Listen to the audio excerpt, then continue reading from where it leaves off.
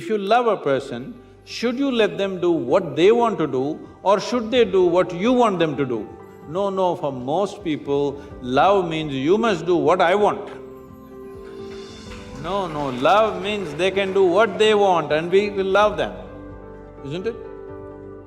No, you have this thing that if I love you, you must listen to me. No, if I love you, I want you to do what brings joy to you, isn't it? You've seen the concept of your beloved for them. No, I want you to come to terms with this. This is not about… I'm not saying what they're doing is right or wrong, that's not for me to say.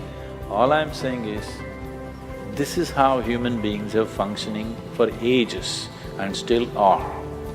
I'm saying, first of all, you need to understand, relationships will never ever be absolute. There will be variables that it's juggling that you have to do. If you're juggling with fireballs, sometimes it'll spill out. It takes a lot of skill and attention. Yes or no? You married, many of you. Doesn't it take a lot of skill and attention? If you don't pay any attention, you don't know what the hell is happening.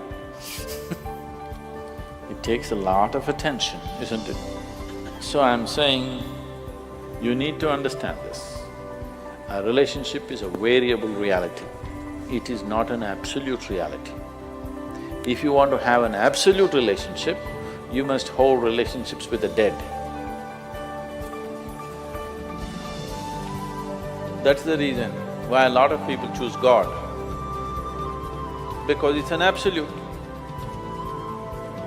You can handle it whichever way you want. If you didn't think of him for 10 days, and on the 11th day if you think of him, he's still there. You do that to your husband or wife or somebody, then something else will happen. You went away, got busy, forgot about God for 3 years. Again you can think, still there. So if you want to have an absolute relationship, you should not choose human beings. Human relationships are variables, needs lot of attention. So that's why some people decide in their life, they don't have the time and the energy to manage such things, so they take another path where there is no such obligation. They close their eyes, they're by themselves, they don't care who is around them, what's around them. So you can't do that. I think it's best, in trying to punish somebody, you will only end up punishing yourself. They're doing what they want to do. It's best that you see what is it that you really want with your life. You don't have to react to them and do something stupid like them. You just have to sit down and look at this. When your illusions are broken, you're disillusioned right now, it's a very good thing. If your illusions are broken, that means life is bringing you closer to reality, isn't it? So this is an opportunity for you to sit down and see, what is the nature of my life? Why is it? See, this piece of life is a complete piece of life, isn't it so? Is it half a life? Are you a half a life or a full life? Full life. Why is it that it feels so incomplete that it needs another person to fill this life? Why is it? It's time to look at it, isn't it? If this is a full life, this is complete by itself. But right now, you made it in such a way that this cannot exist with that one and that one, without that one and that one and that one. So somewhere it's an incomplete life, or at least it has not realized the fullness of its nature, isn't it? This is a complete piece of life, packed with creator and creation together. Very great combination. This is a time when life knocks at your door like this, it's time you look deeper rather than reacting and trying to fix somebody else. Punishing somebody else is not going to transform your life, not going to make your life beautiful in any way. Some sick satisfaction you'll have for 2 days, after that you will feel guilty about that also. Yes, Initially when this emotion is hot, it gives you satisfaction. After some time when you look back, you'll feel ashamed of yourself. So don't go that way. This is an opportunity. Somebody is opening up a spiritual dimension for you, really. Somebody is making you realize how fragile all these things are. They can cheat you, they can run away, they can divorce you, or they can fall dead, isn't it? If they fall dead, you wouldn't think that he cheated me. Would you think? No. But whichever way you denied, isn't it? The important thing is you denied something. How he did it is not the problem. He denied you something either by death or divorce or cheating or whatever you call it. But essentially you got denied. You can be denied only because you are in a certain illusory state of believing that this is half a life and it needs another half from somewhere. No, this is a complete life. If you blossom as a complete life, you will see relationships will be of a completely different nature. It will be more of coming together and sharing, not of extracting. It has to transform. If it has to transform, you have to transform. This is a great opportunity somebody has given you. Stop using this word, somebody cheated me. Just say somebody is pushing you towards ultimate reality from an illusory state. We must thank that person. We must be grateful. Instead of keeping you in an illusion, instead of keeping you in your life for a whole lifetime, so soon they're making you realize this. Otherwise you will know this at the time of your death. Yes. You'll know at the time of your death, when you're dying, I'm scared, why don't you come with me? You'll say, no.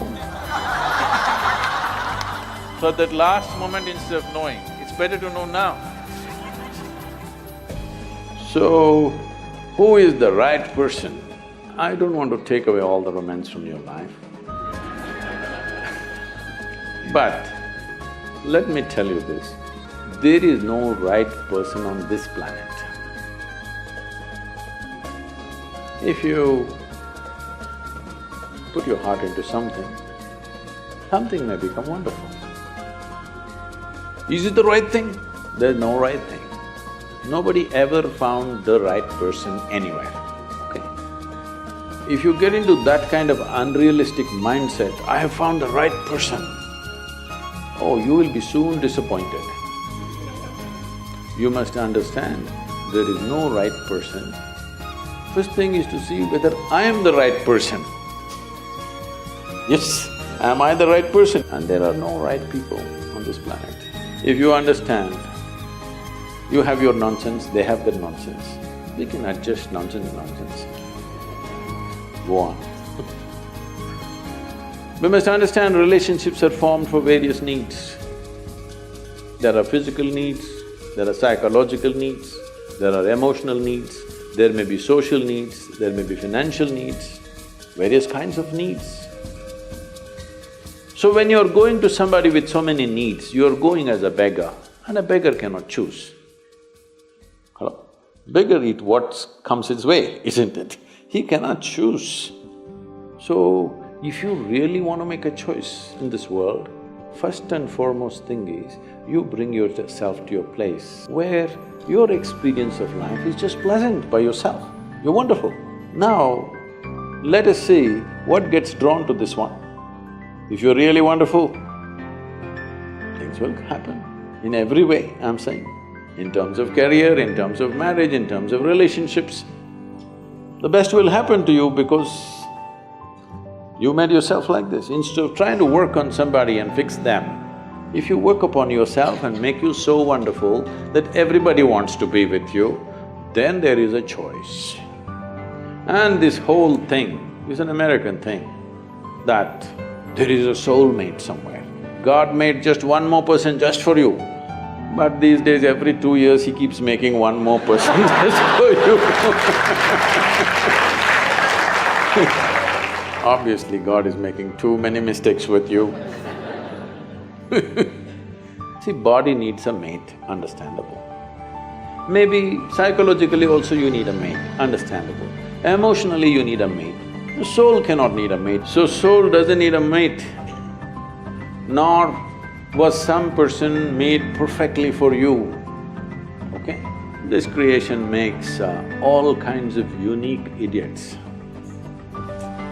If you understand you are one kind of idiot and the others are different kind, you will understand their nonsense because you know you got your stuff. If you think you're perfect and God has chosen you and He's made another person perfect somewhere else, you're heading for a disaster, okay? There's no such thing. Even, people today, after 5,000 years, people are still adulating and worshipping Krishna as the greatest lover, but his wives are dead unhappy with the guy. Yes. So, you're not going to find any perfect person. If you invest a deep sense of involvement, something wonderful may happen. It's because of your involvement, not because the other person is fantastic. No. Even if you choose a fool, actually it's easy that way. If they're not stupid, why would they come to you first of all? No, I'm just being nasty. So, even if you choose a fool, it doesn't matter. If you involve yourself, it can turn out very beautiful. You chose the smartest person in the universe, it could be a disaster. So, do not think in terms of, whatever this made for each other nonsense. No. You choose the opposite actually. But after some time, after a little bit of time, you slowly start expecting they're just like you. This is a serious mistake. Because if one more person becomes just like you won't be able to bear with them for 2 days. Hello? Please tell me. There's one more person just like you at home, could you live there? You're glad they're different. It's wonderful, nobody is like you, isn't it? Nobody is like you on this planet. Try and see. Nobody is like you, and that's good. Don't look for sameness, not necessary. It's a difference which makes because of the difference you tango, not otherwise. If you learn to be loving by your own nature, not because of somebody else or something else. I know the question is coming from Facebook, there's an enormous possibility. You can even love those people who don't even exist. So I'm saying it's a tremendous possibility. So, if you just become love, not love somebody, then you will know the nature of love. If you love somebody, it's a fickle happening because no human being will happen 100% the way you want them. Every human being on this planet is going to disappoint you, believe me. Not because they'll do something wrong, because nobody can fulfill the unrealistic expectation you have of them. It's simply not possible. Have you been able to fulfill anybody's expectation, I'm asking you, entirely? Partially, but never entirely, isn't it? So nobody else will be able to do it. Unless you're still such a hopeless romantic, you're still waiting, that ideal person is going to come from somewhere. No, believe me, whoever comes, I want you to know, the ideal people whom you worship, when Krishna was there, his wives complained, all right? So there is no hope for us. Yes, please remember this.